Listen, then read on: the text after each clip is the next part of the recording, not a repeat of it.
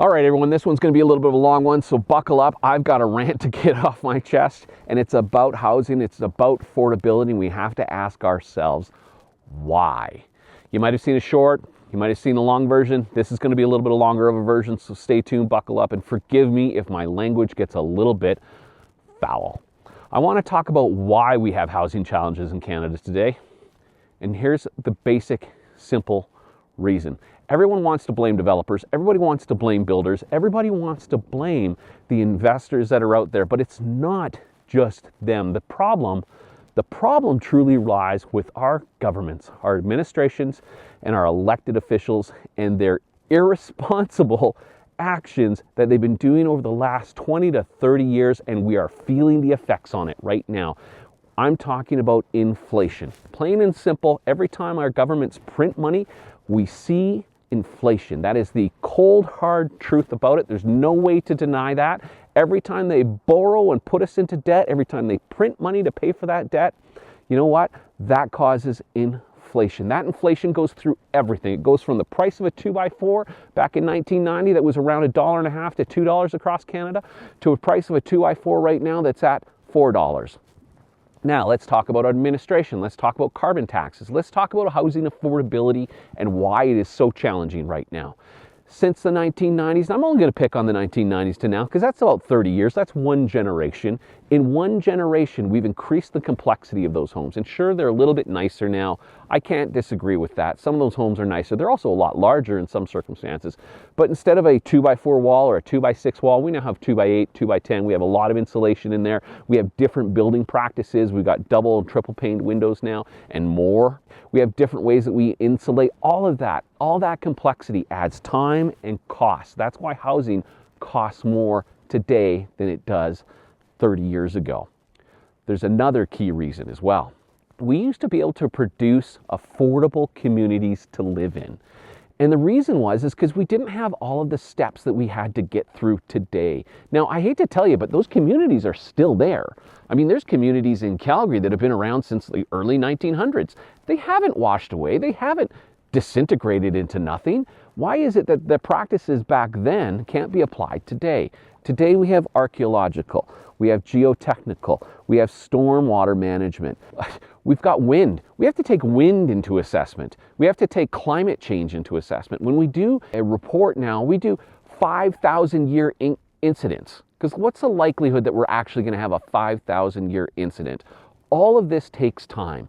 I'll give you a prime example. This is one that I always pick on. Every time that we do a subdivision, and everyone knows the regional district, they can see exactly where our lands are, everything's surveyed, they got the same GIS systems we do, but yet if we're even close to a creek within the area, you have a setback from a creek, from a riparian area, and then you got your subdivision. It's not hard for them to draw a little line from one spot to the other. Heck, you can go do this. Go on Google Earth right now, and you can do that. You can draw a little line, it'll tell you the distance. You know what they make us do? They make us get an engineering report that says, hey, you know what? Or an environmental report that says, hey, you know what? This subdivision is not within the riparian area. That costs money. It's not a huge amount of money, but every single time we have to do those things, it increases the cost to deliver a lot. The fact is, it used to only take 30 to 60, maybe 90 days to get your subdivision application in and ready for you to move forward on. Now we're waiting a year in some regions. A year to get that application back. This is the exact application. It has not changed in over a decade. It tells you exactly what you need to do. Follow the bylaws, make sure we got water, sewer, power, a roadway that's acceptable, lots, etc. None of that has changed. It just takes a year now for us to get that back. That's a year of a developer holding those lands over that period of time. That's a cost that unfortunately it gets rolled down to the end purchaser. Now let's talk about registrations. You used to be able to register a subdivision. You complete all the work, you do all their little checklist, you send in all the documents. You can't even get your subdivision registered in a decent amount of time. So now when it used to be that we could have a subdivision ready in under a year in some circumstances, now we're 2 to 3 years. Well, you know what? That takes time. Time takes money, and money flows down.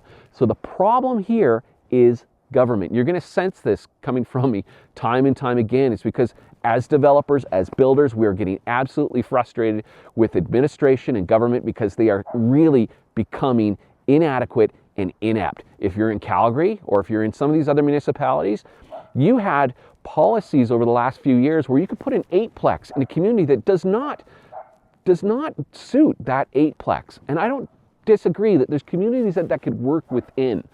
But in some of those circumstances, you've had your home for 50, 60 years, 40 years, and you're expected to retire it. You used to have a beautiful view. Now you've got this monstrosity beside you. And where do you put the garbage bins? Where do you park? Where does everyone live in those sort of areas? So we need to assess, why is government doing this? Every time they want to get involved, they end up costing us money. You need to go through and ask your regional representative, your local councillor, your MLA, your MP, when is enough enough? When are you going to stop printing money and causing inflation? Because it's not just investment that's causing the housing pricing to go up.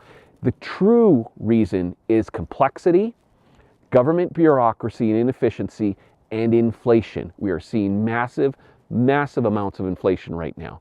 And that is the driver to housing prices here in Canada, why they're unattainable. I'd love to hear your point of view. I'd love to have a discussion with you guys and create a dialogue, and let's see where you're finding your challenges or where you're finding your successes. As always, keep shoveling it.